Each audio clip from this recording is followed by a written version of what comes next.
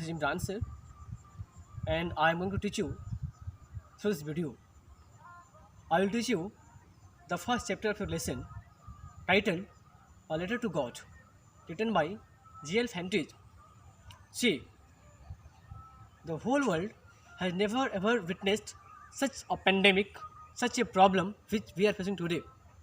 It has been more than 1 month since our all schools got closed and all children are staying indoors, and they are feeling very boredom. They are feeling very boring, and we as teachers are very much concerned about their future.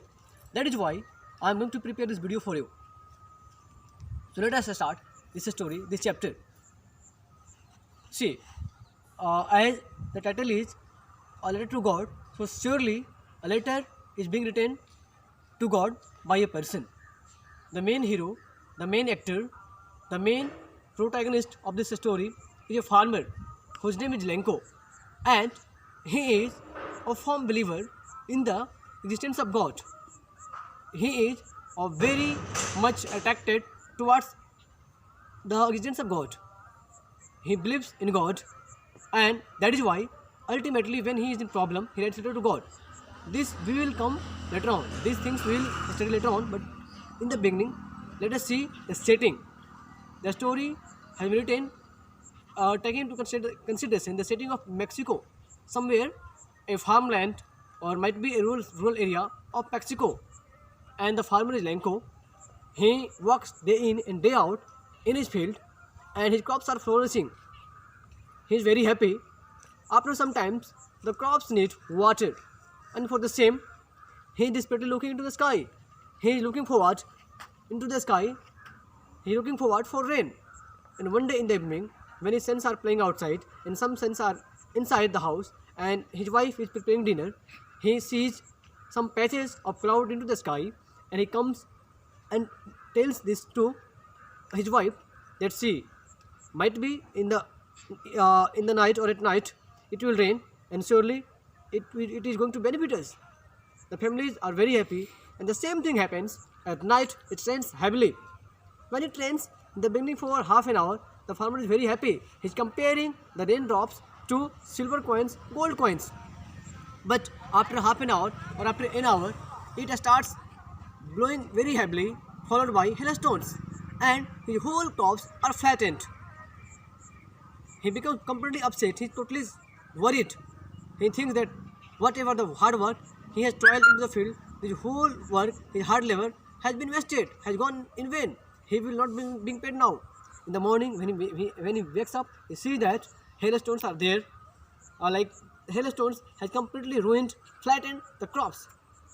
And he compares this destruction, this loss by the nature to the loss which are created by locusts. Locusts is a kind of insect.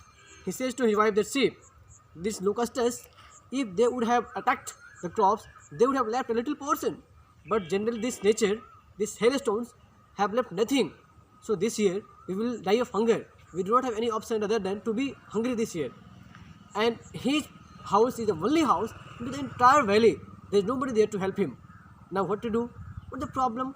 How to come out of this problem? He is very much worried. Now, as an ultimate solution to this problem, he writes a letter to God. He goes to the post office, and he takes a pen and paper and buys the stamps and writes a letter to God, requesting him to send him 100 pesos. Pesos is a currency of Mexico. He demanding 100 pesos so that he could buy the seed for the next harvesting season, for the next season, and until the crops comes, he can manage all the expenses like his food or other things. And he writes this letter and drops into the mailbox. When the postman takes the letter into his hand, he is completely second to the core. His entire journey of his service, he has never ever seen such a letter. The address is a letter to God. He thinks where would be the address of the God? Where should this letter be sent? He shows it to the postmaster, and postmaster becomes very happy. At the same time, he is comparing his faith to the God, to that of the faith of the Lenko, and he says that okay, anyhow, we will not break the faith of this man into the God. And they contribute each and every staff of the post office. They contribute some rupees, and hardly they are able to manage 70 pages. And this 70 pages they put into envelope, and they are just sending to Lenko. The very next day, Lenko comes to the post office, and Mr. Lenko asks for the postman about any kind of letter. The postman said that yes, it is your letter.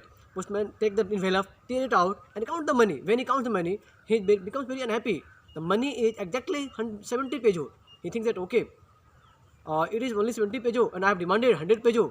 God cannot be dishonest. God is an honest person. Surely this man would have taken 30 rupees, 30 pages. So once again, he writes letter to God. After taking this 70 pages, puts into his pocket, and then he writes letter to God and asking for the God that God send the money, this remaining 30 pages directly to me. If you send to these people, these agents, they are the crook, they are the first person, they will take away my money. So, and again this he writes letter and drops into mailbox. The story ends out here. The story teaches us very clear message that see, again in today's world there are some people who lives in rural area, though they may be poor by their economic condition, but they are very rich as far as their faith in God is concerned. This story teaches us a great faith in God, that ultimately to any solution, if all relatives or our all kith and kins leaves us, the last help, the ultimate help will be the help of the God. God will never leave you. The humanity, the whole world may leave you, but God will not leave you. This is the main gist. This is the main central idea of the story. That is all. Thank you. Thank you so much.